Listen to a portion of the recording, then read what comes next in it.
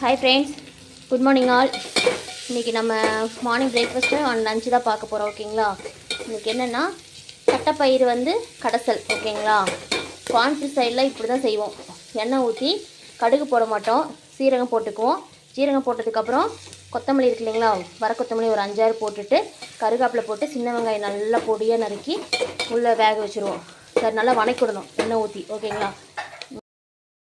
இங்கே பார்த்தீங்கன்னா தட்டைப்பயிறு வேக வச்சு ஆல்ரெடி ஒரு 3 விசில் விட்டு எடுத்து வச்சுருக்கேன். ஓகேவா? அதை அதில் கொட்டி ஒரு 3 பச்சை மிளகாய் போட்டு நல்லா வணக்கிக்குங்க. 2 கொதி வந்துச்சுன்னா இறக்கி வச்சுருங்க. இறக்கி வச்சுட்டு கடையணும். தேவையான உப்பு போட்டுக்கோங்க. உப்பு போடுறாங்க. அம்மா தட்டைப்பயிறு கடையிறாங்க பாருங்க. இது ரொம்ப நேச்சுரலான முறையில் கடையிறது. ஓகேங்களா? ஓகே, கடைசி பிறகு எப்படி இருக்குன்னு பார்ப்போங்களா? பார்ப்போம் வாங்க.